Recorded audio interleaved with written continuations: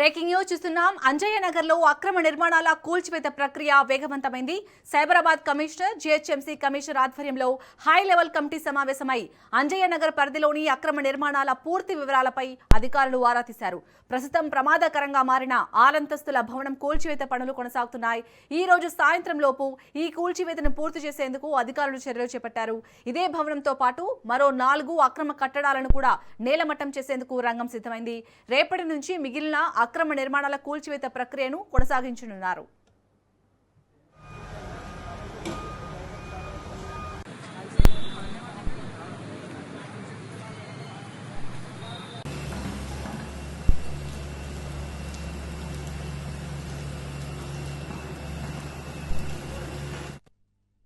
అంజయ్య నగర్ లో అక్రమ నిర్మాణాల కూల్చివేత ప్రక్రియ వేగవంతమైంది.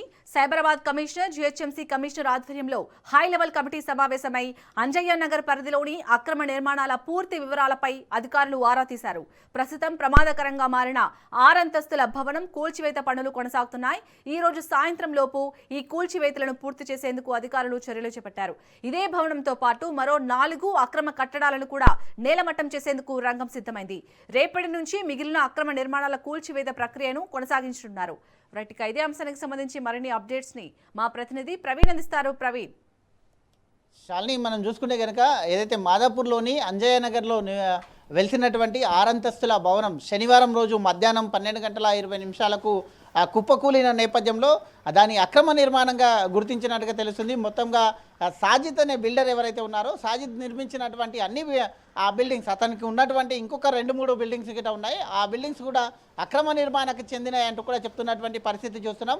అయితే శనివారం నాడు అయితే మధ్యాహ్నం కూలిపోయినటువంటి 6 అంతస్తుల భవనం 38 గజాల్లో నిర్మించడం, నాలాను ఆనుకొని నిర్మించడం, నాలాను ఆక్రమించి ఇంకో 10 గజాల్లో కట్టడం వలన ఆ యొక్క బిల్డింగ్ ఒరిగినట్టుగా చెప్తున్న పరిస్థితి చూస్తున్నాం. అక్కడే ఉన్నటువంటి స్థానికులు కూడా ఆ బిల్డింగ్ కొద్దిగా ఒరిగినప్పటికీ అప్పటికే దాని పక్కనే ఉన్నటువంటి హాస్టల్ బిల్డింగ్ కూడా కొద్దిగా ఒరిగిన నేపథ్యంలో అప్పటికే ఆ యొక్క యజమాని ఎవరైతే ఉంటారో యజమానికి సమాచారం అందించినట్టుగా కూడా తెలుస్తుంది. యజమాని ఆ యొక్క బిల్డర్కు, హాస్టల్ బిల్డర్కు మొదటిగా సంప్రదించినట్టుగా తెలుస్తుంది. అయితే ఆ బిల్డర్ ఇప్పుడు సాజిద్ ఏదైతే నిర్మిస్తున్నారో సాజిద్ బిల్డర్ ఇద్దరు కూడా మాట్లాడుకొని అక్కడ పంచాయతీ పెట్టేసి ఒప్పందం కుదుర్చుకొని అయితే ఎలాంటి అపాయం లేదనుకుని వాళ్ళే డిసైడ్ అయినట్టుగా తెలుస్తుంది. అయితే ఈ యొక్క బిల్డింగ్ కట్టొద్దు అంటూ కూడా 2 నెలల క్రితమే ఒక నోటీస్ కూడా జిహెచ్ఎంసీ అధికారులు నోటీస్ ఇచ్చారు.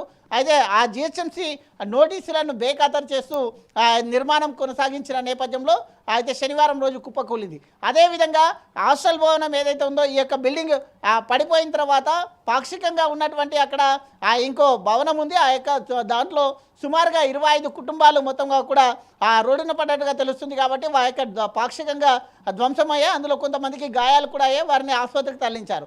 ఈ నేపథ్యంలో మొత్తంగా కూడా ఇటు హైడ్రా కమిషనర్ కానీ ఇటు సైబరాబాద్ జిహెచ్ఎంసీ కమిషనర్ మొత్తంగా కూడా ఈరోజు ఒక హై లెవెల్ కమిటీ మీటింగ్ ఏర్పాటు చేయనున్నారు. ఈ యొక్క అంజయ్య నగర్లో ఉండేటటువంటి ఏవైతే అక్రమ నిర్మాణాలు ఉన్నాయో వాటి అన్నింటినీ కూడా తొలగిస్తామంటూ కూడా చెప్తున్నటువంటి పరిస్థితి చూస్తున్నాం. కాబట్టి అంజయ్య నగర్లో ఎన్ని బిల్డింగ్స్ ఉన్నాయి వాటి లిస్ట్ కూడా రెడీ చేస్తున్నారు. ఇలాంటి నాలాలను ఆక్రమించి ఇంకా ఎన్ని నిర్మాణాలు చేపట్టారో అంజయ్య నగర్లో ఉండేటటువంటి అన్ని నిర్మాణాలను కూడా డిమాలిష్ చేస్తామంటూ కూడా చెప్తున్నటువంటి పరిస్థితి చూస్తున్నాం. కాబట్టి కాసేపట్లో ఈ యొక్క హై లెవెల్ కమిటీ మీటింగ్ ఉంటుంది. ఇక్కడ ఉన్నటువంటి ఎవరైతే సర్వేయర్లు కానీ మొత్తంగా కూడా ఇక్కడ ఉన్నటువంటి జిహెచ్ఎంసీ అధికారులతో మీటింగ్ ఏర్పాటు చేస్తారు. మీటింగ్ ఏర్పాటు చేసిన తర్వాత ఇప్పటికే అక్కడ ఉన్నటువంటి అంజయ్య నగర్లో ఎన్ని నాలాలను ఆక్రమించి ఉన్నటువంటి బిల్డింగ్లను అన్నిటి కూడా సర్వే చేస్తున్నారు. అన్నిటిని కూడా డిమాలిష్ చేస్తామంటూ కూడా చెప్తున్నారు.